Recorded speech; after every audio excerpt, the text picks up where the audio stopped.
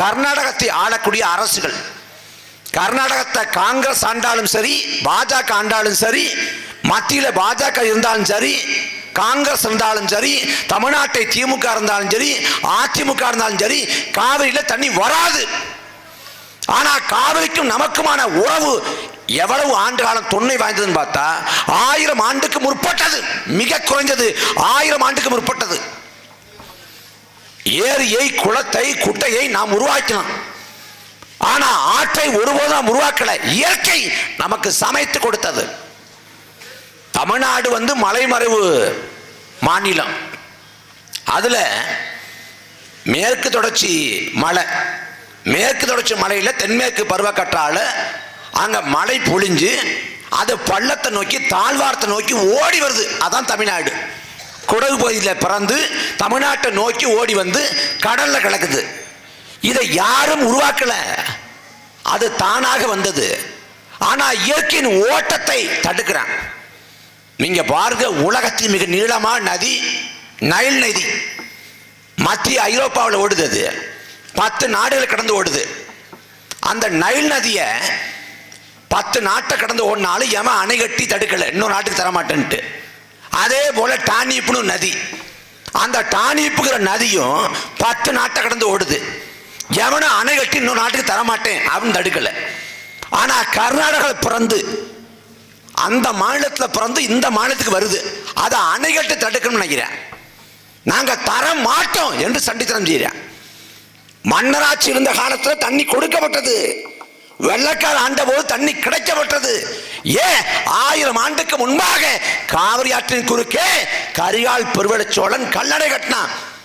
நமக்கும் காவிரிக்குமான உறவு அப்படிப்பட்டது. ஆனால் நமக்கும் காவிரிக்குமான உறவை முற்று முழுதாக துண்டிக்கக்கூடிய வேலையை கர்நாடகத்தை ஆளக்கூடிய அரசுகள் செய்யுது. அதுல எப்ப நமக்கு தண்ணி தருமா?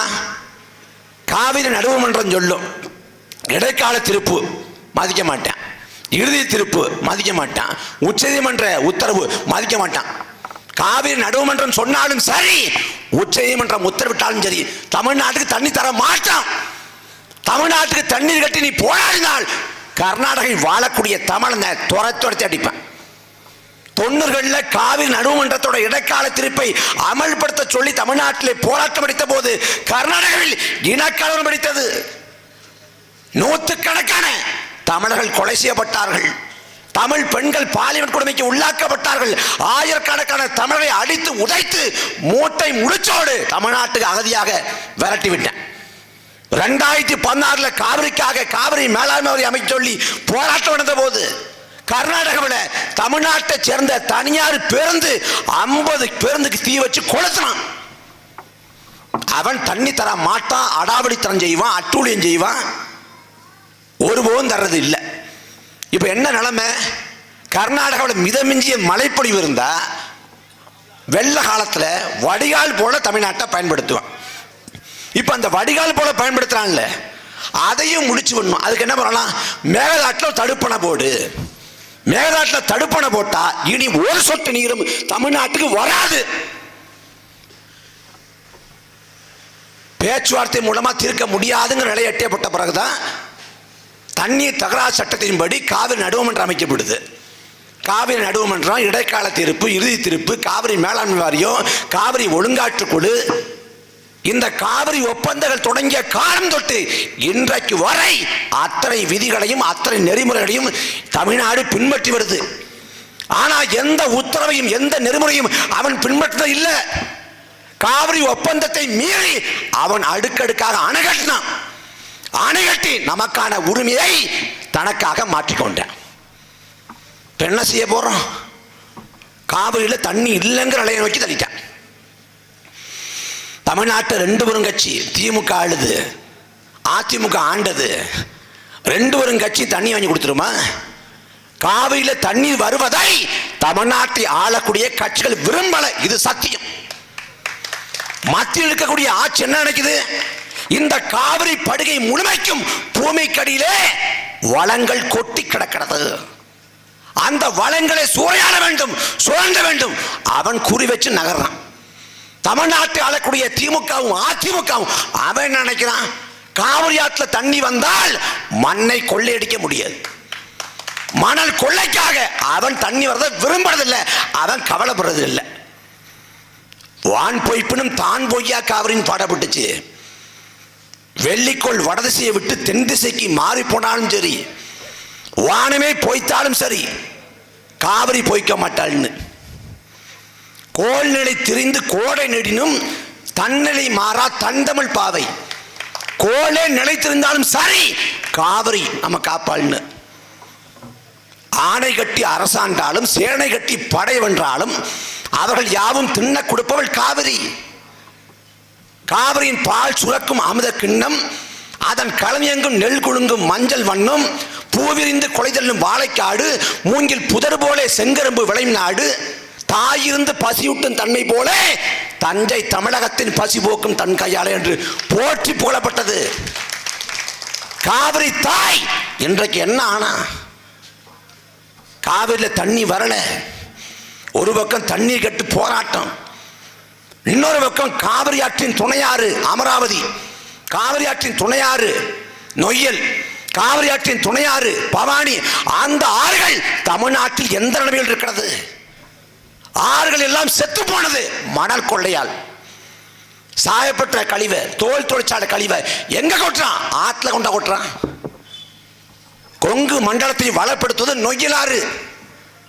அங்கதான் சிறுவாணி அணை இருக்குது. உலகத்தின் ஆசியாவின் மிக சுவையான நீரை தரக்கூடிய சிறுவாணி அணை. அந்த நொய்யலாறு நிலைமை என்ன? நொய்யலாறு முழுமைக்கும் சாயப்பட்ட கழிவு.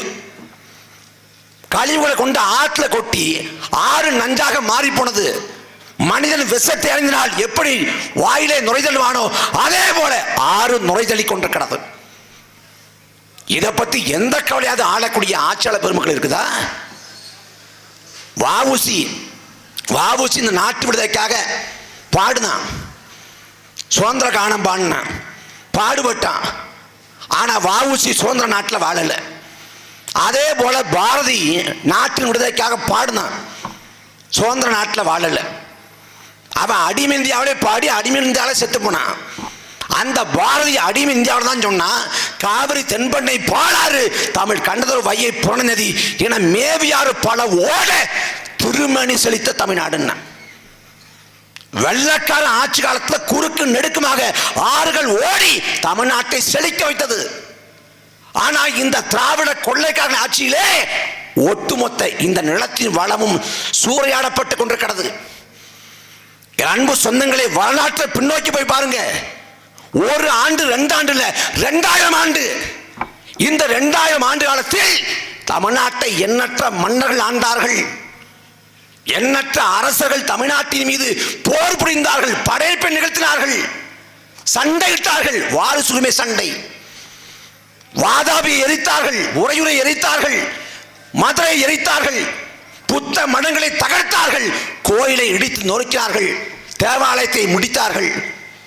எவ்வளவு உயிர் பலி, எவ்வளவு வன்முறை, எவ்வளவு சேதம். ஆனா இந்த 2000 ஆண்டு காலத்தில் எந்த ஒரு மன்னனும் இயற்கை வளத்தின் மீது கை வைக்கல, ஒரு ஆற்றுல மண்ணை கொள்ளையடிக்கல, ஒரு மலையை தகர்த்து அவன் அரண்மனை கட்டல. அதே போல வெள்ளைக்காரன் ஒரு ஆண்டு 2 ஆண்டு இல்ல, 300 ஆண்டு இந்த நாட்டை ஆண்டான். நம் முன்னர்களை அடிமைப்படுத்தினான், கொடுமைப்படுத்தினான், தூக்கிலே தொங்க விட்டான், ஜாலியன் வாலாபாக்களே சுட்டு படுகொலை செஞ்சான். இந்த நாட்டின் செல்வ வளங்களை சுரண்டி அள்ளிக்கொண்டு இங்கிலாந்துக்கு போனான். அந்த வெள்ளைக்காரன் 300 ஆண்டுகள் ஆட்சி காலத்திலே இந்த நிலத்தின் வளங்கள் சூறையாடப்படல. ஆனா 60 ஆண்டுகள திராவிட ஆட்சி, திமுக அதிமுக மாறி மாறி ஆண்டு கொண்டிருக்கிறது. இந்த 60 ஆண்டு காலத்தில் அத்தனை ஆற்றையும் முடிச்சிட்டான், அத்தனை மலைகளையும் தகர்த்து கொண்டிருக்காங்க. என்ன செய்ய போறோம்? தமிழ்நாட்டுக்கு 8 லட்சம் கோடி கடன். இந்த 8 லட்சம் கோடி கடன் 80 லட்சம் கோடி கடனாக மாறட்டும். தமிழ்நாட்டில் மிகப்பெரிய நிதி நெருக்கடியும் நிதி சுமையும் வரட்டும். கஜானா திவாலாகட்டும். தமிழ்நாடு முழுக்க போராட்டம் வெடிக்கட்டும். உள்நாட்டு போர் தொடங்கட்டும். பிரச்சனை இல்லை. இந்த பொருளாதார சிக்கல் இருந்து என்றாவது ஒரு நாள் இந்த நிலமும் மக்களும் மீண்டு வர முடியும். அதற்கான சாத்தியக்கூறு இருக்கிறது. ஆனால் ஆறுகள் சாகடிக்கப்பட்டால், மலைகள் தகர்க்கப்பட்டால் இந்த மண்ணின் வளங்கள் சூறையாடப்பட்டால் எப்படி மீள முடியும்? ஒரு நாட்டில் போர் ஏற்பட்டு வாழ முடியாம அகதியாக இடம்பெயர்ந்தால் கூட போர் முடிந்த பிறகு, அமைதி திரும்பிய பிறகு மீள் குடியேற்றம் செய்ய முடியும். ஆனால் இயற்கை வளங்கள் அழிக்கப்பட்டு ஆறுகள் இல்லாது, மலைகள் இல்லாது, நல்ல தட்பவெப்பம் இல்லாது, காற்று இல்லாது நிலத்தை விட்டு இடம்பெயர்ந்தால் எந்த காலத்துக்கும் திரும்ப முடியாது. அந்த நிலையை நோக்கி இந்த தமிழ்நாடு போய் கொண்டிருக்கிறது. குறிப்பா காவிரி படுகை. நம்ம ஊர்ல காவிரி படுகை அப்படின்னா தஞ்சாவூர், திருவாரூர், நாகப்பட்டினம் 3 மாவட்டங்கள் முதன்மையா. இங்க காவிரிக்காக தண்ணி கட்டு போராடுறது யாரு? ஒன்று தஞ்சாவூர்காரன், இல்லை திருவாரூர்காரன், நாகப்பட்டினக்காரன். என்றைக்காவது விழுப்புரத்தில் காவிரிக்காக போராட்டம் நடந்திருக்கிறதா? இருக்காது. என்றைக்காவது கோயம்புத்தூர்ல காவிரிக்காக போராட்டம் நடக்குதா? இல்லை. ஏன்னா இது 3 மாவட்ட பிரச்சனை பார்க்குறோம். நம்ம ஊர்ல காவிரி படுகை மாவட்டம் இருக்கிறது மாதிரி கர்நாடகாவில் காவிரி படுகை மாவட்டம் இருக்குது. மாண்டியா, மைசூரு, பெங்களூரு, ஹாசன் போன்றவை தான் காவிரி படுகை மாவட்டங்கள். ஆனா அங்க காவிரி சிக்கல் என்று வந்தால், காவிரி உரிமை என்று வந்தால் வெறும் 4 மாவட்டங்கள், 3 மாவட்டங்கள் போராட்டம் செய்யாது, ஒட்டுமொத்த கர்நாடகம் கிளந்திடும். ஆனா இங்க காவிரி படுகை சிக்கல்னா வெறும் 3 மாவட்ட சிக்கல். அதன் விளைவு தோத்து போனோம். காவிரிக்கும் நமக்குமான உறவு இன்றைக்கு அறுக்கப்பட்டு கொண்டிருக்கிறது. எதுக்கு மறுபடியும் திமுக ஓட்டு போடணும்? எதுக்கு மறுபடியும் அதிமுக ஓட்டு போடணும்? இங்க யார் சட்டமன்ற உறுப்பினர்? தொழில்துறை அமைச்சர் அண்ணன் டிஆர்பி ராஜா. இவர் யாரு? ஐயா டிஆர் பாலுவோட தவ புதல்வன். 2014ஆம் ஆண்டுக்கு முன்பாக இதே காவிரி படுகையை காங்கிரஸ் ஆட்சி காலத்தில் மீட்டர் எடுக்கிற கொடிய திட்டத்துக்கு தாரை வார்த்தது இதே டிஆர் பாலு. இந்த மண்ணின் வளங்களை சூறையாடுவதற்கு அனுமதி கொடுத்தது இந்த டிஆர் பாலு. இந்த இனத்தை கொன்று முடித்த ராஜபக்சே, அவன் தம்பி பசில் ராஜபக்சே, மஹிந்தா ராஜபக்சேவின் தம்பி பசில் ராஜபக்சே, அந்த பசில் ராஜபக்சே பார்த்துவிட்டு அவரிடம் பரிசு பொருள் வாங்கிவிட்டு இலங்கையில் கிங்காக அரசாக இருப்பது பசில் ராஜபக்சே என்று இந்த இனத்தின் எதிரின் காலை நக்கியது இந்த டிஆர் பாலு. கேட்டா அவருக்கு ஓட்டு போடணும். இந்த நிலத்தின் விடுதலைக்காக, இந்த மண்ணை காக்க உயிரை ஈகம் செஞ்சவர்கள் மருதுபாண்டியர்கள். வெள்ளைக்காரன் இந்த நிலத்தை ஆக்கிரமித்த முயற்சி செய்த போது, நேதாஜி இந்திய தேசிய படையை கட்டமைத்த போது, இந்திய தேசிய படைக்கு தென்னகத்தின் ஆட்களை திரட்டி அனுப்பி வைத்தார் பசும்பொன் முத்துராமலிங்க தேவர். அந்த மருதுபாண்டியரையும் அந்த முத்துராமலிங்க தேவரையும் கொண்டாடுகிற எவனாவது ஒருவன் டிஆர் பாலுக்கு ஓட்டு போடலாமா? யாரோட கொண்ட யாரா ஒப்பிடுற? யார்? மண்ணின் நலனுக்காக, மக்களின் வாழ்வுக்காக உயிரை ஈகம் செஞ்ச ஈகள் மருதுபாண்டியர்கள். தன் வாழ்நாள் முழுமைக்கும் எந்த பணம், பதவி, புகழ் என்ற எதற்கும் அடிமையாகாது உயர்ந்த வாழ்வை வாழ்ந்தவர் பசும்பொன் முத்துராமலிங்க தேவர். நீ இவங்களை பேசிட்டு டிஆர்பி ராஜாவுக்கும் டிஆர் பாலுக்கும் ஓட்டு போடுவா உன்னை என்ன சொல்லி தொலைக்கிறது? என்ன சொல்லி தொலைக்கிறது? டிஆர்பி ராஜாவுக்கு ஏன் போடணும்? உதயநிதி பக்கத்தில் நிற்கிறார், ஸ்டாலின் அங்கிள் கூப்பிடுறார். 60 வயசு ஆனா எல்லாருமே அங்கிள் தாண்டா. இதெல்லாம் டிஆர் ராஜா சொல்றாரு. கால கொடுமை. எதுக்கு திமுகவுக்கு மீண்டும் ஒரு முறை வாக்கு செலுத்தணும்? 2021 ஸ்டாலின் தான் வர்றாரு, விடியல் தர போறாரு அப்படின்னாங்க. ஸ்டாலின் வந்தா விடியல் கிடைக்கும்னாங்க. ஸ்டாலின் தான் 4 ஆண்டுகள் தமிழ்நாட்டை ஆண்டாரு. விடியல் கிடைச்சிருச்சா? 2021ஆம் ஆண்டு திமுக கொடுத்த தேர்தல் வாக்குறுதியை நிறைவேற்றி விட்டார்களா? தமிழ்நாட்டின் நிலைமை என்ன? 10 ஆண்டுகள் அதிமுக ஆட்சி காலம், 4.5 ஆண்டு காலம் எடப்பாடி பழனிசாமி ஆண்டார். எடப்பாடி பழனிசாமி ஆட்சி அடிமை ஆட்சி என்றார்கள். உண்மை, எடப்பாடி பழனிசாமி ஆட்சி அடிமை ஆட்சி தான். அந்த அடிமை ஆட்சியின் கொடுமையை தீர்க்க திமுகவுக்கு வாக்குன்னா இந்த 4 ஆண்டு காலத்தில் திமுக தமிழ்நாட்டில் எந்த பிரச்சனை தீர்த்து வந்துச்சு? எந்த பிரச்சனையை, எந்த தரப்பு மக்களின் வாழ்வுல ஒளிவிளக்கு ஏற்றி வைத்தது திமுக? எதுக்கு திமுக வாக்கு? எதுக்கு? திமுக ஒரு கொள்கை, ஒரு கோட்பாடு, ஒரு உயர்ந்த நோக்கம், ஒரு பொது நலன், ஒன்னே ஒன்று சொல்லு. என்ன இருக்கு? அதிமுக ஆட்சியில் என்ன கொடுமை நடந்துச்சோ அத்தனை கொடுமையும் திமுக ஆட்சி நடக்குது. கேட்டா திமுக ஓட்டு போடணும், இல்லைன்னு என்ன ஆகும்? பாஜக உள்ள வந்து பூந்துரும். ஜன்னலை சாத்துங்க, ஜன்னலை சாத்துங்க. ஏன்? ஜன்னல் வழியா பாஜக பூந்துரும். நம்மளை ஜன்னலை சாத்த சொல்லிட்டு இவன் வாசல் வழியா பாஜக கூட்டிட்டுடுவேன். நான் திரும்ப திரும்ப சொல்றேன், பாஜக இந்தியா முழுக்க வேறொன்று இருக்கான். வாஜ்பாய் அறுதி பெரும்பான்மை இல்லாது தவித்தார். வாஜ்பாய் ஆட்சி கவிழ்ந்து போனது அறுதி பெரும்பான்மை கிடைக்காம. இன்னைக்கு அறுதி பெரும்பான்மை 2 முறை வென்ற நரேந்திர மோடி 3வது முறையாக கூட்டணி கட்சியின் தயவோடு ஆட்சியில் இருக்கிறது. தொடர்ந்து 15 ஆண்டு காலம் அதிகாரம் மோடிக்கிட்ட. பிபி சிங் கிடைக்காத வாய்ப்பு, லால் பகதூர் சாஸ்திரி கிடைக்காத வாய்ப்பு நரேந்திர மோடி கிடைச்சிருக்கு.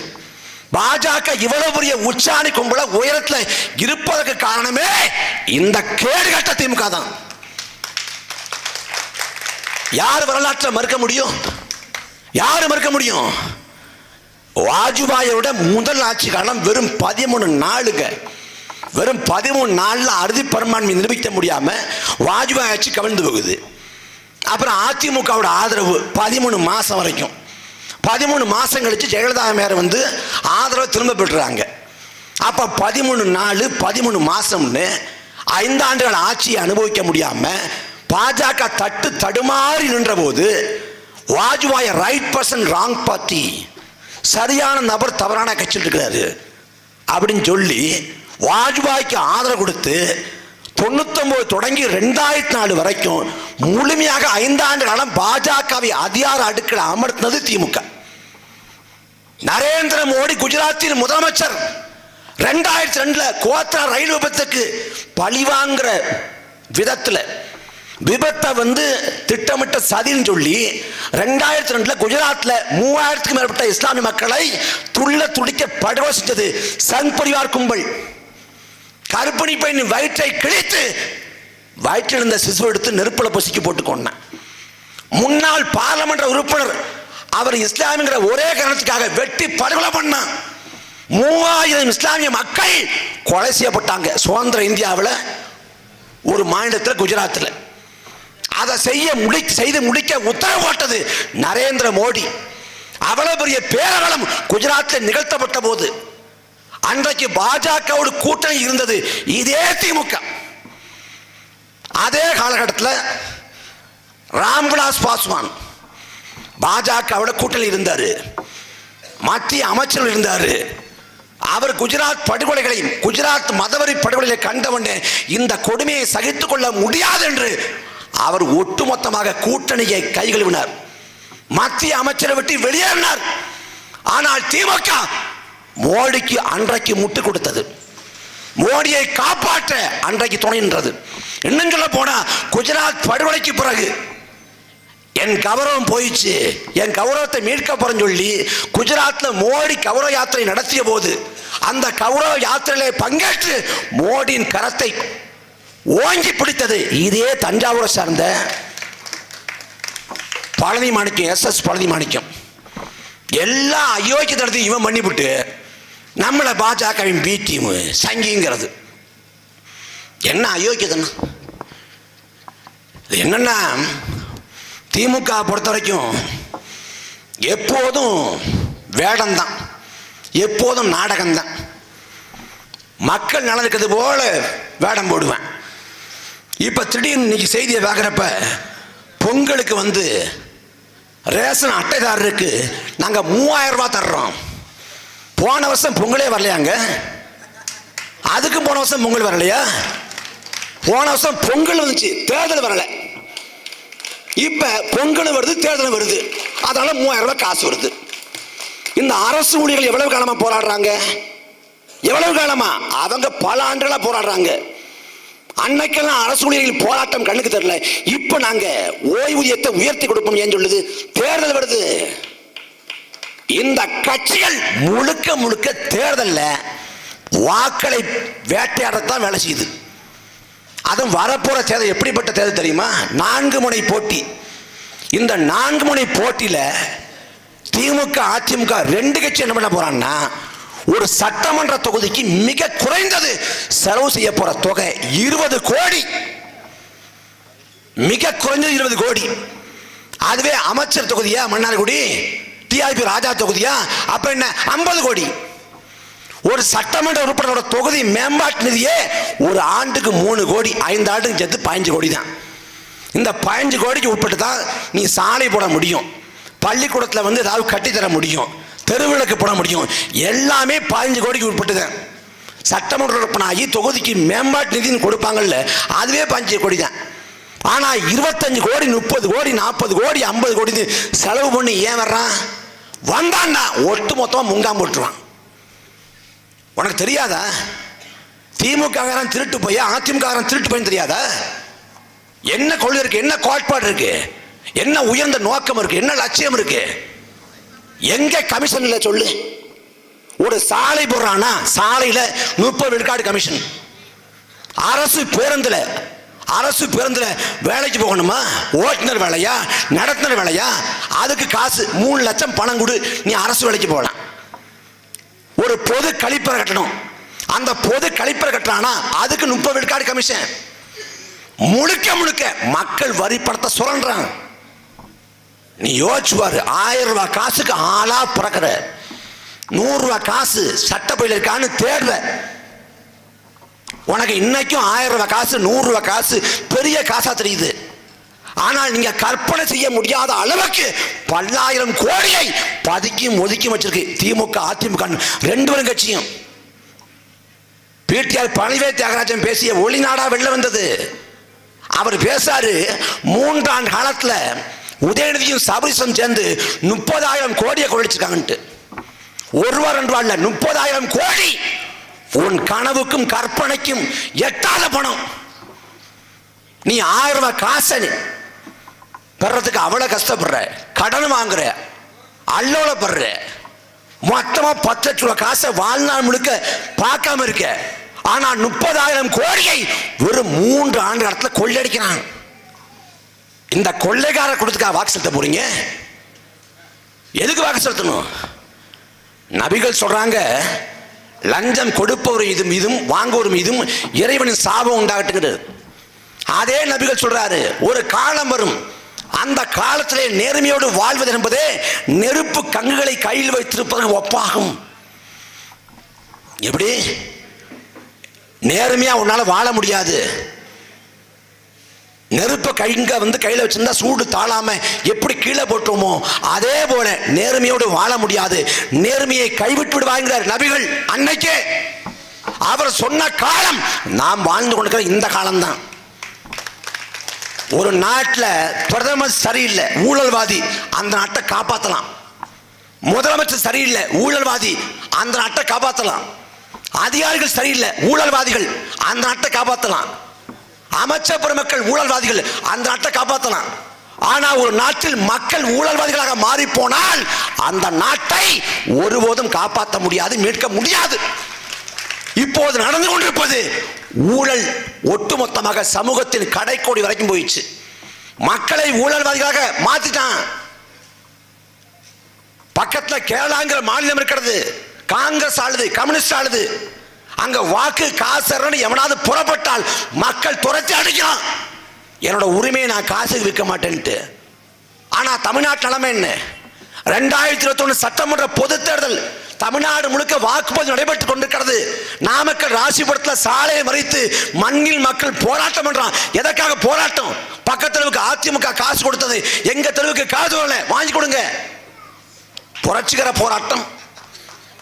2017 ஆர்கே நகர்ல தாய்மகள் போராட்டம்.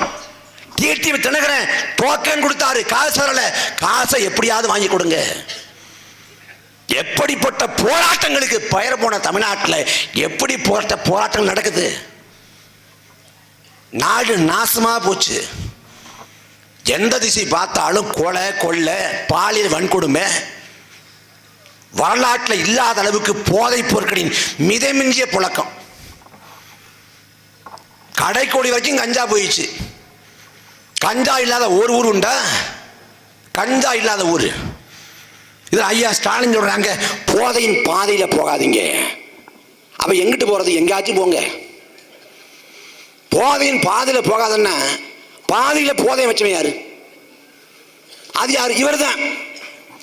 போதையின் பாதையில் போகாதன்னு யார் சொல்லலாம்? எந்தவித அதிகார வடிவமும் இல்லாத ஒரு சாமானியன், எளிய மகன் சொல்லலாம் போதையின் பாதையில் போகாதன்னு. அப்படி ஒரு எளிய மகன் சொன்னார். யார்? காந்தியவாதி சசி பெருமாள். 2016 ஆண்டு கன்னியாகுமரியிலே மதுபான கடையை மூடக்கோரி, மதுவிலக்கை அமல்படுத்த கோரி போராட்டம் செய்தார். அந்த போராட்ட களத்திலே தன் உயிரை துறந்தார் சசி பெருமாள். அவர் மது குடிக்க போறவங்க காலில் விழுந்து போதையின் பாதையில் போகாதீங்க, மது நாட்டுக்கும் வீட்டுக்கும் கேடு, அவர் கெஞ்சினார். அதுல நியாயம் இருக்கிறது. என்ன அதிகாரம் இல்ல, சாமானியன். ஒட்டுமொத்த தமிழ்நாட்டின் அதிகாரத்தையும் சுட்டு விரல வைத்திருக்கக்கூடிய தமிழ்நாட்டின் முதலமைச்சர் ஸ்டாலின் இங்க போதனை பண்ணக்கூடாது. கடையை மூடணும். கடையை மூடுவீங்களா? அதிமுக ஆட்சியிலே சட்டமன்றத்துக்கு குட்காவோடு போனார் தமிழ்நாட்டின் இன்றைக்கு இருக்கக்கூடிய முதலமைச்சர் ஐயா ஸ்டாலின். ஏன் குட்காவோடு வந்தீங்க? இது அவை விதிமீறல் என்ற போது தமிழ்நாடு முழுக்க குட்கா எளிதாக கிடைக்குது. அதை எடுத்துக்காட்டவே எடுத்து கொண்டு வந்தேன். இன்னைக்கு தமிழ்நாடு முழுக்க கஞ்சா கிடைக்குது. கஞ்சாவோட சட்டமன்றத்துக்கு போயிடலாமா? காவல்துறை அதிகாரி ராஜேந்திரனும் விஜயபாஸ்கரும் காசை வாங்கி கொண்டு குட்காவை அனுமதித்து விட்டார்கள் என்று குற்றம் சாட்டாரே முதலமைச்சர் ஸ்டாலின் அன்றைக்கு. இன்னைக்கு கஞ்சாவுக்கு யார்கிட்ட காசு வாங்கினார்கள்? உதயநிதியும் டிஆர்பி ராஜாவும் ஸ்டாலினும்.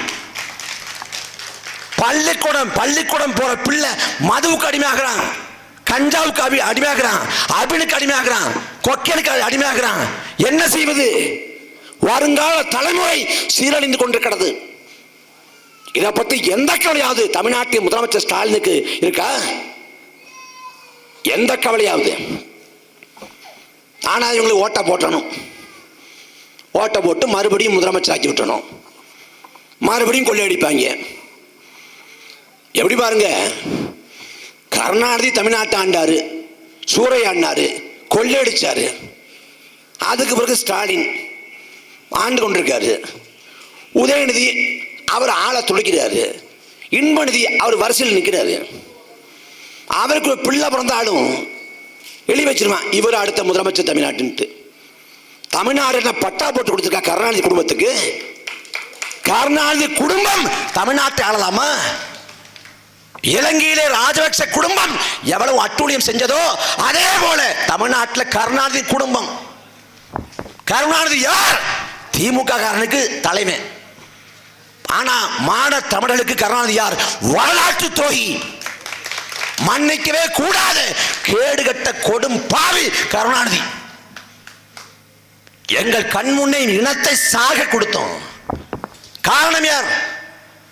அன்றைக்கு தமிழ்நாட்டின் முதலமைச்சராக இதே கருணாநிதி இருந்தார். நீங்க போரை தடுக்க வேண்டாம், நிறுத்த வேண்டாம். போராடிய மக்கள் மீது அடக்குமுறையை ஒடுக்குமுறையை ஏன் ஏவி விட்டீங்க? தமிழ்நாட்டில் ஈழ படுகொலை தடுத்து நிறுத்துவதற்காக சென்னை கொளத்தூரிலே முத்துக்குமார், லண்டனிலே முருகதாசன், கடலூர் தமிழ்வேந்தன், புதுக்கோட்டை பாலசுந்தரம், பள்ளப்பட்டி ரவி, சிறுகாலி ரவிச்சந்திரன், உலகம் முழுக்க 18க்கும் மேற்பட்ட தமிழர்கள் செத்து போனான். தமிழ்நாட்டில் ஒவ்வொருத்தராக தீக்குளித்து மாண்ட போது கடன் தொழிலாளர் செத்து போனான், காதல் தோல்வியாளர் செத்து போனான், வயிற்று வலியாளர் தற்கொலை பண்ணி செத்து போனான்னு அத்தனை ஈகங்களை மூடி மறைத்தது இதே திமுக, இதே கருணாநிதி தான். இனம் செத்தப்பவே வேடிக்கை பார்த்துனா இனிமே என்ன சாதிச்சிட போறான்? என்ன கிழிச்சிட போறான்? 2021க்கு முன்னாடி நாங்க வந்தோம்னா நீட் தேர்வை ரத்து பண்ணுவோம்னா ரத்து பண்ணிட்டான.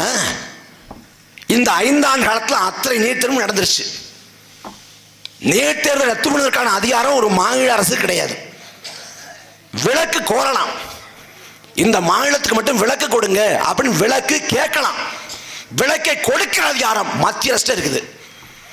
அப்ப விலக்கு கோர்றப்ப தமிழ்நாடு முழுக்க போராட்டங்கள் பற்றி படரணும். ஒட்டுமொத்த தமிழ்நாடு ஓங்கி குரலெடுத்து போராடுகிற போது நீட் விலக்கு சாத்தியப்படும். ஜல்லிக்கட்டு நடப்பதற்கு வாய்ப்பே இல்லை. சட்டப்பூர்வமாக சாத்தியக்கூறுகளே இல்லை என்று சொல்லப்பட்ட போது தமிழ்நாடு முழுக்க பல லட்சக்கணக்கான மாணவர்களும் இளைஞர்களும் வீதியில் வந்து போராடி ஜல்லிக்கட்டை நடத்தி காட்டினார்கள். வரலாற்றில் இல்லாத அளவுக்கு தென் மாவட்டம் மதுரை மட்டுமல்ல, வட மாவட்டம் விழுப்புரம், கடலூர் ஜல்லிக்கட்டு நடந்தது. அதே போல நீட் தேர்வுக்காக அதை விலக்கு கோரி தமிழ்நாடு முழுக்க போராட்டம் வெடித்தால் நீட் விலக்கு வசப்படும். அன்றைக்கு மெரினா கடற்கரையிலே போராடினார்கள். அதே போல மெரினா கடற்கரையிலே போராடுவதற்கு மெரினா கடற்கரை போராட்ட களமாக திமுக திறந்து விடுமா? நீ நீட் விலக்கெல்லாம் நீ சாத்தியப்படுத்தி கிடைக்க வேண்டாம். மெரினா கடற்கரை நீ திறந்து விடுறா, நாங்க போராடி சாத்தியப்படுத்துறோம். செய்வாரா? எதுவும் செய்ய மாட்டார். ஏன் மோடி கோச்சுக்குவாரு? திமுகவுக்கு எப்போதும் ரெட்ட நாக்கு, ரெட்டை நிலைப்பாடு. இங்க ஒண்ணு பேசுவான், அங்க ஒண்ணு பேசுவான். ஒரு பொதுக்கூட்டத்தில் ஐயா கருணாநிதி பேசுறாங்க, இந்துக்கள்னா திருடன்னு பேசுறது. திமுக தொண்டமுறை ஆர்ப்பரிக்கிறான். பாத்தியா, இந்தியாவில் இந்த மாதிரி பேச்ச எந்த தலைவனாவது பேச முடியுமா? வாக்க பத்தி கவலைப்படாம இந்துக்கள் திருடுன்னு பேசுறாரு எங்க தலைவர் அப்படின்னு அவன் புல்லரிச்சு போறான். இந்த முன்னணி வழக்க போட்டுறான் கருணாநிதி மேல. நீதிமன்றத்துக்கு போன உடனே ஐயா கருணாநிதி சொல்றாரு, நான் சொன்னதை தப்பா புரிஞ்சுக்கிட்டீங்க. இந்துக்கள்னா திருடன் சொன்னேன். என்ன திருடன் சொன்னேன்? உள்ளத்தை கொள்ளை கொண்ட இதே திருடன் என்று சொன்னேன். என் மூக்கை குறிவாத்து அண்டம் காக்காயன்னு சொன்னாடா, அதுக்கு என்ன அர்த்தம்? அண்டம் என்றால் உலகம், காக்கை என்றால் காப்பது, உலகத்தை காப்பது என்று சொன்னேன். இம்சேரசன் படத்தில் சொல்ற மாதிரி அந்த பள்ளி தான். நீங்க திமுக கணிக்க முடியாது. லெப்ட்ல கையை காட்டுவான், ரைட்ல இண்டிகேட்டர் போடுவான், ஸ்ட்ரைட்டா போயிடுவான். எந்த கோட்பாடும் இல்லை. பார்லிமெண்ட்ல என்ஐஏன்னா தேசிய புலனாய்வு முகமை, அதோட திருத்த சட்டத்தை அமித்ஷா கொண்டு வர்றாரு. கொண்டு வர்றப்பே சொல்றாரு, இது தமிழர்களையும் இஸ்லாமியர்களையும் குறி வச்சு தான் வருதுன்ட்டு. அதை கொண்டு வந்தோடனே ராசா எழுதிச்சிட்டாரு, இது மாநில சுயாட்சிக்கு எதிரானது, மாநில சுயாட்சியை பேசிய தமிழ்நாட்டு மண் ஒருபோதும் அனுமதிக்காது, நாங்கள் ஏற்க மாட்டோம், கண்டிக்கிறோம், அப்படி இப்படின்னு அரை மணி நேரம் ஆத்துறாரு. ஆத்தி முடிச்சுட்டு ஆதரவா ஓட்ட போட்டாங்க. அவ்வளவுதான் திமுக. நீங்க கணிக்கவே முடியாது திமுகவை. ஐயா கருணாநிதி 97 பாஜக RSS வந்து ஆக்டோபஸ் போல பல கரங்களை கொண்டது. அந்த ஆக்டோபஸ் கரங்கள் எந்த பக்கம் வேணாலும் பாயும். இது எப்ப? 97. 98 99 அதே கருணாநிதி கேட்கிறாங்க, பாஜக RSS வந்து ஆக்டோபஸ் சொன்னீங்களே, ஆக்டோபஸ் கைகாலே கிடையாதுன்னுட்டாரு. என்ன அப்படிதான் திமுக அப்படிதான் வளர்க்கப்பட்டிருக்கு. அவன் திரும்ப அதிகாரத்துக்கு வந்து என்ன செய்ய போறான்? திமுக தொடங்கப்பட்ட இயக்கமா? திமுக தொடங்கப்பட்டு 75 ஆண்டுகள் ஆயிடுச்சு. இந்த நாடு விடுதலை பெற்ற பிறகு 2 ஆண்டுகள் தொடங்கப்பட்ட இயக்கம் திமுக. 75 ஆண்டு ஆயிடுச்சு. இந்த 75 ஆண்டு காலத்துல என் அன்பு மக்களே, இந்தியாவில் ஒரு மாநில கட்சி முதல் முறையாக ஆட்சி கட்டிலே அமர்ந்தது என்றால் இதே திமுக தான். 1960களில் அண்ணா தலைமையில் முதல் முறையாக திமுக ஆட்சி கட்டிலே அமர்ந்தது. அதே போல இந்தியாவில் ஒரு மாநில கட்சி மத்திய அமைச்சரவையில் அதிகப்படியான ஆண்டுகள் அங்கம் வைத்ததுன்னா அதுவும் திமுக தான். மத்திய அமைச்சரவையில் 18 ஆண்டு காலம் அங்கம் வகிச்சான். 18 ஆண்டு காலம். விபி சிங், வாஜ்பாய், தேவகவுடா, ஐக்கிய குஜரால், மன்மோகன் சிங் அப்படின்னு பல பிரதமருக்கு கீழே 18 ஆண்டு. அதில் 99 தொடங்கி 2013 வரை தொடர்ச்சியாக 14 ஆண்டு. அதில் 2000 ஆண்டு 2009 காலகட்டத்தில் மத்தியில் ஆண்ட காங்கிரஸ் பெரும்பான்மை இல்லை.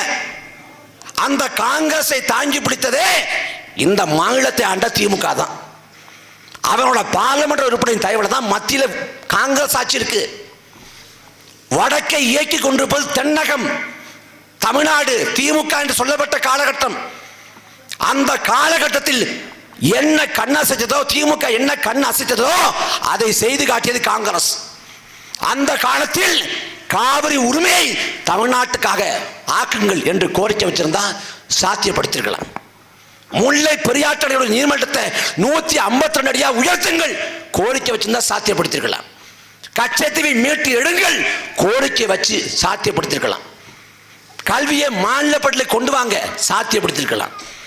ஆளுநர் பதவியை நீக்குங்க, இல்லை ஆளுநர் பதவியோட அதிகாரத்தை குறைங்க, இல்லை ஆளுநர் மசோதாவுக்கு தீர்மானத்துக்கு ஒப்புதல் தருவதற்கான காலக்கெடு நிர்மாணம் பண்ணுங்க, சாதியை பாதுகாக்கக்கூடிய சட்டப்பிரிவை நீக்குங்க, மாநிலத்தோட இறையாண்மைக்கு அச்சுறுத்தல் வழங்கக்கூடிய 356 பிரிவை நீக்குங்க. இப்படி ஏதாவது ஒரு மாநில உரிமை கோரிக்கைய, மாநில சுயாட்சி கோரிக்கைய திமுக வச்சதான வைக்கல. அவங்க கேட்டது அவரது மூத்த மகன் அழகிரிக்கு உரத்துறை அமைச்சர் பதவி. எந்தெந்த அமைச்சகத்தை பெற்றால் எவ்வளவு கோடி கொள்ளையடிக்கலாம் என்று கணக்கு போட்டு அமைச்சகத்தை பெற்றதை ஒழிய ஒருபோதும் மாநில உரிமைகளை திமுக நிலைநாட்டுவது இல்லை. ஆனா எல்லா வேஷமும் போடுவான். நாங்க இல்லைன்னா பாஜக வந்து உட்கார்ந்துருவாம்பா. இப்ப பாஜக எதை குறிவிக்கிறான்? பாஜக தமிழ்நாட்டில் அவனும் என்னென்னமோ குரங்கு சட்டை பண்றான், குட்டிக்கரணம் போடுறான், ஒரு அடி முன்னேற முடியல. அவன் இந்தியாவில் பல மாநிலங்களில் ஆட்சியை பிடிச்சிட்டான். தமிழ்நாட்டில் ஆட்சியை பிடிப்போன்னு கனவு கூட காண முடியல. தமிழ்நாட்டை தமிழிசை பாஜக மாநில தலைவராக இருந்தாங்க. தாமரை மலரும் தாமரை மலரும் தாமரை மலர்ந்தே திரும்பினாங்க. அவங்க போயிட்டாங்க. எல்முருகன் வந்தாரு, நாங்க பாஜகவை ஆட்சி கட்டில் அமர்த்தோம்னாரு, அவரும் போயிட்டாரு. அண்ணாமலை வந்தாரு, நாங்கள் பாஜகவை உறுதியாக அதிகாரத்தை நோக்கி நகர்த்தோம்னாரு, அவரும் போயிட்டாரு. இப்போ நயினா நாகேந்திரன் வர்றாரு, அவரும் சொல்றாரு கதைக்காகல. இப்ப பாஜகவை தமிழ்நாட்டில் வீழ்த்த போது யார் அப்படின்னு கேட்டா 2 பேர் தான். ஒருத்தர் யாரு? ஒருத்தர் அண்ணாமலை, இன்னொன்னு நயினா நாகேந்திரன். ஒருவேளை நயினா நாகேந்திரன் தலைமையில் பாஜக கொஞ்சம் எழுதுனா ஒரே அடி அண்ணாமலை போட்டுருவார். அண்ணாமலை தலைமையில் பாஜக எழுதுனா நயினா நாகேந்திரன் போட்டுருவார். மாறி மாறி அடிச்சு செத்துருவாங்க. ஒரு நினைவு இருக்கா? 2024 பார்லிமெண்ட் தேர்தல் நெருக்கத்தில் நயினா நாகேந்திரனுக்காக வாக்கு காசு கொடுப்பதற்காக காசு கொண்டு போகப்பட்டு பிடிக்கப்பட்டுச்சுன்னு செய்தி வந்துச்சு. எங்க பிடிச்சாங்க? பிடிச்சது மத்திய தொடர்வண்டி நிலையத்தில் சென்னையில். சென்னை தொடர்வண்டியில் இத்தனை பெட்டி இருக்கிறப்ப இந்த பெட்டியில் காசு இருக்கு, அதுவும் இந்த இடத்துல இருக்கு அப்படின்னு அந்த பணத்தை இருக்குன்னு போட்டு கொடுத்த யார் தெரியுமா? அண்ணாமலை. அப்ப அவங்களே முடிச்சுக்குவாங்க. அவன் தமிழ்நாட்டில் கதைக்கே ஆகப்படுறது இல்லை. அவனும் தமிழ்நாட்டில் என்னென்னமோ பண்ணி பார்க்குறான்ல. தமிழ்நாட்டில் அவனுக்கு என்ன அரசியல் நடந்துச்சு? பிள்ளையார் சதுர்த்தி ஊர்வலம் இந்த முத்துப்பேட்டில் நடத்துவாங்க. பிள்ளையார் சதுர்த்தி ஊர்வலம் அதோட வரலாற்றை பார்த்தா அது கேவலமாக இருக்கு. வெள்ளக்காரன் ஆட்சி காலத்தில் இந்தியா முழுக்க பிளேக் நோய் பரவுது. பிளேக் நோய் பரவுறப்ப பிளேக் நோய்க்கு காரணம் என்னன்னு கண்டறிஞ்சு எலிகள் மூலமாக பரவுதுன்னு முடிவு பண்ணி அன்னைக்காண்ட வெள்ளைக்கார மாகாண அரசு மகாராஷ்டிராவில் எலிகளை ஒழிக்க திட்டமிடுது, சட்டம் போடுது. அப்ப அந்த சமயத்தில் பால கங்காதர திலகர் எலிகளை ஒழிக்கக்கூடாது, பிள்ளையாரோட வாகனம் வெஹிக்கிள்னு சொல்லி நீங்க வாட்டி எலிகளை ஒழிச்சிட்டீங்கன்னா பிள்ளையார் எதில் போவாரு அப்படின்னு சொல்லி எலிகளுக்கு அதுவாக தொடங்கப்பட்ட ஊர்வலம் தான் பிள்ளையார் சதுர்த்தி ஊர்வலம். அவன் என்ன பண்ணுவான்? பிள்ளையாரை இந்த மழையில பனியில வெயில்ல உட்கார வைப்பான் தெரு மூக்கில். அவரு உட்கார்ந்து பார்ப்பாரு.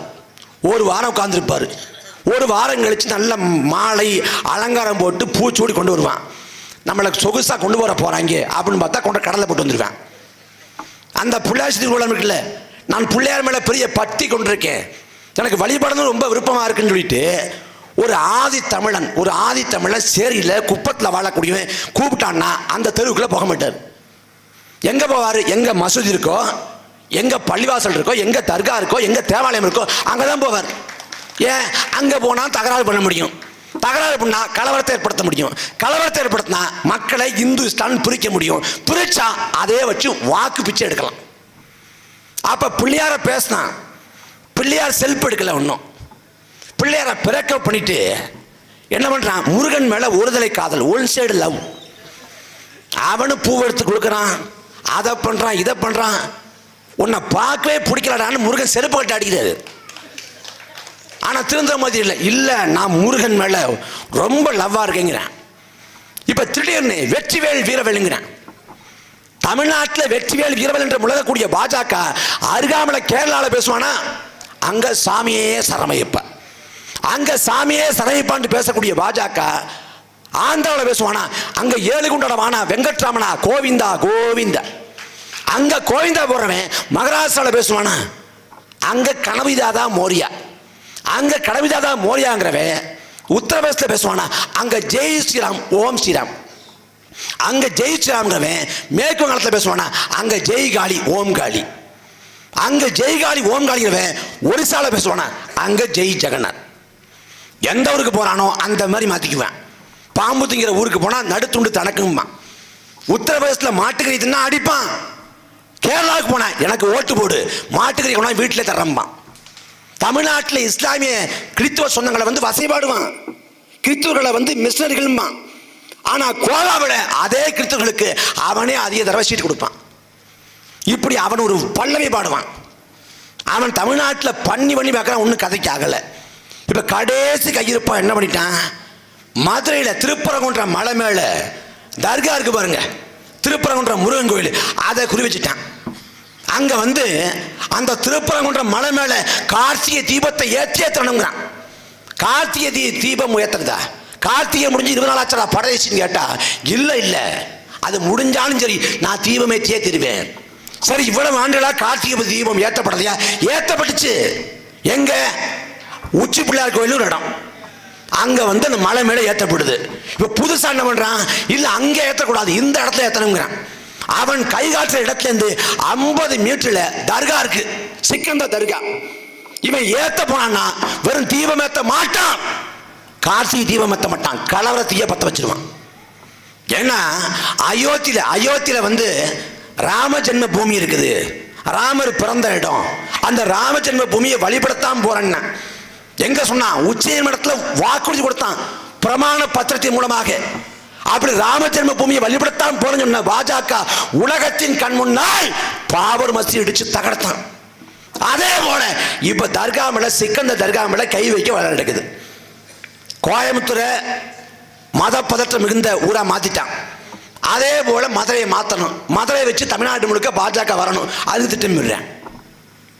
ராமர் பேசினான்ல, அங்க வந்து நாங்க வந்து ராமர் கோயிலை கட்டுவோம்னா கட்டிட்டான். எதுக்காக கட்டின? அயோத்தியில தான் ராமர் பிறந்தாருங்கிறேன். என் அன்பு சொந்தங்களே, ராமர் அயோத்தியில மட்டும் இல்ல, அகில உலகத்துல எங்கேயுமே பிறக்கல. ஏன்னா பிறக்கவோ இறக்கவோ அவன் மனிதன் அல்ல, இதிகாச புராண கற்பனை கதாபாத்திரம். ராமர் பிறந்தது எங்க? வால்மீகியோட மூளையில, கற்பனையில. அப்படி ஒருத்தன் பிறக்கவும் இல்லை இறக்கவும் இல்லைங்க. ஆனா ராமர் இங்கதான் பிறந்தாரு, இங்கதான் ராமர் கோயில் கட்டணும் கிளம்பிட்டான். ஏன்? அந்த தர்காவை உடைச்சு நொறுக்கி, மசூதியை உடைச்சு நொறுக்கி கலவர அரசியல் பண்றதுக்கு. எப்படிப்பட்டதுன்னா, பாகுபலின்னு ஒருத்தன் வாழ்ந்தான். அவன் வந்து பரமக்குடியில பிறந்தான். மகிழ்மதியில வந்து பல்வாழ் தேவன் பாகுபலியை சூழ்ச்சி பண்ணி கொண்டுட்டான். கட்டப்பா முதுகலை குத்திட்டான். அவன் முதுகலை குத்தி செத்து போன இடம் வந்து பரமக்குடி. பரமக்குடியில் பாகுபலிக்கு கோயில் கட்டின ஒருத்தன் கிளம்பினான்னா எவ்வளவு பெரிய பைத்தியகாரத்தனமோ. சக்திமான் ஒருத்தன் அந்த அக்கிருக்குன்னு சுத்துவான், அநியாயம் பார்த்து அவன் பாட்டுக்கு வந்துடுவான். அவன் கங்காதரன் இன்னொரு பேர் வச்சிருந்தான். அந்த சக்திமான் வந்து சாத்தூர்ல பிறந்தான், சாத்தூர்ல இறந்தான். அங்கே கோயில் கட்டின்னு கிளம்பின எவ்வளவு பெரிய பைத்தியகாரத்தனமோ அதே போல பைத்தியகாரத்தனம் அயோத்தியில ராமர் கோயில் கட்டினது. 2024 பாராளுமன்ற தேர்தல் பரப்புல நரேந்திர மோடி ஆட்சியோட 10 ஆண்டுகள சாதனை சொல்லி ஓட்டு கேட்கல. பாஜக மட்டும் ஆட்சி பொறுப்பு இறங்கினா கட்டப்பட்டிருக்கிற ராமர் கோயிலை இடிச்சுவாங்க, ராமர் கோயிலை காப்பாற்றணும்னா பாஜக ஓட்டு போடுங்கன்னு கேட்டாரு. ராமராஜ்யத்தை மீண்டும் ஒருமுறை அமைப்போம், பாஜக ஓட்டு போடுங்கன்னு கேட்டார் நரேந்திர மோடி, அமித்ஷா. கடைசியில் என்னாச்சு? அந்த ராமர்கள் இருக்கக்கூடிய அயோத்தியை உள்ளடக்கிய அயோத்தி இருக்கக்கூடிய தொகுதி பைசாபாத் பாராளுமன்ற தொகுதி. அந்த பைசாபாத் பாராளுமன்ற தொகுதியிலே பாஜக தோற்று சமாஜ்வாடி வென்றது. இவன் ராமர் அரசியல் அயோத்தியில ஈடுபடல. அவன் என்ன பண்ணிட்டான்? ராமரை பிரேக்கப் பண்ணிட்டான். ராமரை பிரேக்கப் பண்ணிட்டு ஒரிசா சட்டமன்ற தேர்தல் வருது. அதுக்கு பிறகான காலத்தில் மோடி அமித்ஷா மேடல இருக்காங்க. தொண்டர்கள்லாம் பார்த்து ஜெய் ஸ்ரீராம் ஜெய் ஸ்ரீராம். இவர் இல்ல ஜெய் ஜெகநாத். ஏன்? ராமருக்கு முடிஞ்சு போச்சு, ராமரை பேசி பயன்ல, ஜெய் ஜெகநாத்ன்ட்டான். இப்ப அவன் தமிழ்நாட்டில் ஒரு ஆட்டம் போடுறான். இந்த திருப்பரங்குன்றம் தர்காவை வந்து இடமாற்றம் பண்ணணும், அங்க வந்து தீபம் ஏற்றணும்ட்டு. இதுல பாஜகவுக்கு பாதை போட்டு கொடுத்தது யார் தெரியுமா? அதுவும் அந்த கொடுங்கோல் தன்மையும் செஞ்சது திமுக தான். ஏன்னா திருப்பரங்குன்றம் மலை மேல தர்கா இருக்கிற விஷயமே நமக்கு தெரியாது. திருப்பரங்குன்றத்தில் நீ சிரித்தால் திருத்தணி மலை மீது எதிரொலிக்கும், இது பாட்டு எல்லாருக்கும் தெரியும். திருப்பரங்குன்றத்தில் முருகன் இருக்காரு, அது தலை வீடு, முதல் வீடு எல்லாருக்கும் தெரியும். ஆனா அது மேல சிக்கந்தர் தர்காவுக்கு தெரியாது. 2024ஆம் ஆண்டு டிசம்பர் 20ஆம் தேதி ராஜபாளையத்தை சேர்ந்த அபுதாகிர் ஒரு இஸ்லாமியர் தன் குடும்பத்தோடு ஆடு கோழியை பலிடுவதற்காக சிக்கந்தர் தர்காவுக்கு வழிபாட்டுக்காக போறார். அப்ப போறப்ப தமிழ்நாடு அரசின் காவல்துறை என்ன சொல்லுது? அங்க சிக்கந்தர் தர்காவில் ஆடு கோழி பலியிடக்கூடாதுங்குது. அந்த சிக்கந்தர் தர்கா 14ஆம் நூற்றாண்டில் கட்டப்பட்டது. அங்க மிக குறைந்தது 300 ஆண்டுக்கு மேல ஆடு கோழி பலியிடப்பட்டு வருது. 300 ஆண்டா. அந்த வழக்கத்தை திடீர்னு திமுக அரசு அனுமதி மறுக்குது. மறுத்த உடனே அப்ப எல்லாருக்கும் பேசுபொருளாகுது, எல்லாருக்கும் கவனிக்கிறாங்க, ஓ தர்கா இருக்கான்ட்டு. 1 மாத காலம் பேசுபொருளாகுது. அப்ப அறநிலையத்துறை சார்பாக அமைதி பேச்சுவார்த்தை நடக்குது, பீஸ் கமிட்டி மீட்டிங். அது என்ன சொல்லப்படுது? வருவாய் கோட்டாட்சியர், தமிழக காவல்துறைகள் அதிகாரிகள் அவங்க என்ன சொல்றாங்க? அந்த தர்காவில் ஆடு கோழி பலியிடுறத அறநிலையத்துறை விரும்பல. எப்படி? அந்த தர்காவில் ஆடு கோழி பலியிடுறத அறநிலையத்துறை விரும்பலையாம். தர்கா அறநிலையத்துறை கட்டுப்பாட்டில் இருக்கா, வக்ஃப் வாரியத்தின் கட்டுப்பாட்டில் இருக்கா? யார் நீ சொல்வதற்கு? நீ யார்? தர்காவில் ஆடு கோழி படக்கூடாதுன்னு சொல்றதுக்கு இவன் யார்? திட்டமிட்டு பிரச்சனை கிளப்பினான். அதுக்கு பிறகு என்ன பண்ணான் பாஜக? அதே மதுரையை குறி வச்சு முருகன் மாநாடு அப்படின்னு இந்து மொழி சார்பாக ஒரு மாநாடு போட்டான். மாநாடு போட்ட பிறகு திடீர்னு அங்க கார்த்திகை தீபம் ஏற்றணும் அப்படிங்கிறான். அப்ப இந்த பாஜக அரசியலுக்கு தூவம் போட்டது, விதை போட்டது திமுக. இப்ப 2 பேரும் வச்சு அரசியல் பண்றேன். அப்ப இதை உணர்ந்துக்கணும். நாட்டில் வந்து எத்தனையோ சிக்கல் இருக்கு, எத்தனையோ வாழ்வாதார பிரச்சனை இருக்கு. அதெல்லாம் பேசுபொருளாகாம இது பேசுபொருளாகுது. இந்த எல்லா உண்மைகளையும் எடுத்துரைச்சு மக்களுக்கு அனுக்கிறது நாம் தமிழர் கட்சி மட்டும்தான். நாம் தமிழர் கட்சி மற்ற கட்சிகள் போல இல்லை. நீங்க வரலாற்று பின்னோக்கி போய் பாருங்க. திமுக எப்படி தொடங்கப்பட்டது? திராவிட கழகத்தில் பெரியாருக்கும் அண்ணாவுக்கும் சண்டை. அண்ணா வெளியேறாரு, வெளியேறி தனி இயக்கம், அது திமுக. அதே திமுகவில் பிற்காலத்தில் கருணாநிதி காலத்தில் எம்ஜிஆருக்கும் கருணாநிதிக்கும் சண்டை. எம்ஜிஆர் வெளியேற்றப்படுறார், தனி இயக்கம் அதிமுக. அதே திமுக பிற்காலத்தில் கருணாநிதிக்கும் வைகோவுக்கும் சண்டை, வைகோ வெளியேற்றப்படுறார், தனி இயக்கம் மதிமுக.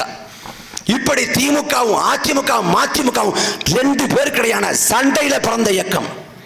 முரண்பாட்டில் அற்ப சண்டையில் அற்ப முரண்பாட்டில் உருவான இயக்கங்கள் திமுக, அதிமுக, மதிமுக. ஆனால் நாம் தமிழர் கட்சி அவ்வாறு உருவானதல்ல. வரலாறு பிரசவித்தது, காலம் கையளித்தது. எங்களால் மறந்து கடந்து போக முடியாத நாள் மே 18. எங்களால் தவிர்க்க இயலாத ஆண்டு 2009. 2009 மே 18ஆம் தேதி லட்சக்கணக்கான தமிழர்களை கொன்று குவித்து விட்டு, அவ்வளவுதான், தமிழர்களை கொன்று குவித்து விட்டோம், தமிழர்களை தோற்கடித்து விட்டோம், வீழ்த்தி விட்டோம் என்று சொல்லி ராஜபக்சே மண்ணை முக்தமிட்டு சிரித்தான். உங்கள் புலிக்கொடியை இறக்கி விட்டோம், உங்கள் தேச கனவை நொறுக்கி விட்டோம், உங்கள் தலைவன் பிரபாகரனை நாங்கள் கொண்டு விட்டோம் என்று சொல்லி சிங்களர்கள் ஆனந்த கூத்தான்னா. எந்த நாள்ல? மே 18. தலைவர் பிரபாகரன் உடலை போன்ற உடல் பார்த்த நாள் மே 18. உலகம் முழுக்க வாழ்ந்த தமிழன் கண்ணீர் வடிச்சான், ஒப்பாறு வச்சான், ஓலம் வச்சான். ஐயோ எல்லாம் போச்சே, இதற்காகவா இவ்வளவு காண்டுகளாம் பாடுபட்டோம்னு. எந்த நாளில் நாங்கள் வீழ்ந்து விட்டோம் என்று உலகம் எண்ணியதோ, சிங்கள பேரணவாதம் எக்காலம் சிரித்ததோ, இந்திய பேரணவாதம், இந்திய வல்லாதிக்கம் எங்களை இழிவாக நடத்தியதோ, அதே மே 18 குறிவைத்து அடுத்த ஆண்டு 2010ஆம் ஆண்டு அதே புலிக்கொடி ஏந்தி, அதே தலைவனை நெஞ்சில் சுமந்து, அதே தமிழீழ தாயகத்துக்காக அதே வழியில் ஒரு கட்சியாக உருவானோம். அதுதான் நாம் தமிழர். 2010 தொடங்கப்பட்ட இயக்கம் நாம் தமிழர் கட்சி. நான் வர்றப்ப எனக்கு வயசு 19, இன்னைக்கு 34 வயசு நிற்கிறேன். 15 ஆண்டுகள பயணம். நாம் தமிழர் கட்சி 8.2 விழுக்காடு வாக்க கொண்டிருக்கு. இந்திய தேர்தல் அரசியல் வரலாற்றில் தோத்த ஒரு கட்சி, தோத்து போன ஒரு கட்சி, வெற்றியை பெறாத ஒரு கட்சி வளர்ந்ததா சரித்திரம் இல்லை. ஆனால் முதலாக வெற்றியை சுவைக்காத ஒரு கட்சி வளர்ந்தது, எழுந்தது, மிளிர்ந்தது. அது நாம் தமிழர் கட்சி. 1.1 8 விழுக்காடு அளவுக்கு உயர்ந்தோம். ₹1 காசு வாக்குக்கு தரல, காசு கொடுத்து மக்களை திரட்டல, அநியாயம் பண்ணல, அக்கிரமம் பண்ணல, முறைகேடு பண்ணல, அடக்குமுறை ஒடுக்குமுறை எதிர்கொண்டோம், அவதூறு பரப்புகளை எதிர்கொண்டோம். இந்த மண்ணுக்காக மக்களுக்காக சமரசமிட்டு களத்தினோம். காவிரி சிக்கல், முல்லை பெரியாறு, பாலாறு, கச்சத்தீவு, மீத்தேனு, 8 வழிச்சாலை, உயிரமிழ் தூக்கப்புறம், ஸ்டெர்லைட்டு, அணுவுல, அணுக்களி மையம், எல்லா சிக்கலுக்குமா களத்தினோம். அதே போல தானே புயல், ஒக்கி புயல், நிவர் புயல், மிக்சாம் புயல், சென்னை பெருவெள்ளம்னு மக்கள் கஷ்டப்பட்ட காலத்தில் மக்களோடு நின்று உதவி பண்ணோம். இப்படி களத்தில் நின்று எங்களை நிறைவேற்றி விட்டு இந்த இடத்துக்கு வந்து சேர்ந்திருக்கோம். நீ எங்களுக்கு போடாம யாருக்கு போட போற? 8.2 விழுக்காடு வாக்குக்கான தேர்தல் சந்தை மதிப்பு நாம் தமிழர் கட்சி கூட்டணிக்கு வருகிறது என்று அண்ணன் சீமான் அறிவித்தால் நாளைக்கு 1000 கோடியை முதல் தவணையாக கொடுப்பான். 1000 கோடி. எத்தனை கோடியை கொட்டி கொடுத்தாலும் சரி, நாங்கள் ஒருபோதும் சமரம் செய்ய மாட்டோம். நாம் தமிழர் கட்சி உறுதியா நிற்குது. நாங்கள் தோற்கடிக்கப்பட்டாலும், புறக்கணிக்கப்பட்டாலும், உதாசீனப்படுத்தப்பட்டாலும் இந்த மண்ணுக்காக, மக்களுக்காக சமரசப்பட்டு நிற்போம். எங்களை நம்பாம யாரை நம்ப போறீங்க? புதுசா ஒருத்தர் வந்திருக்காரு, அவருக்கு போடலாமா? போடு. 26க்கு பிறகு இருந்தா போடு. நம்மால் வரதாங்க சொல்றாரு. முடிச்ச இருக்கு.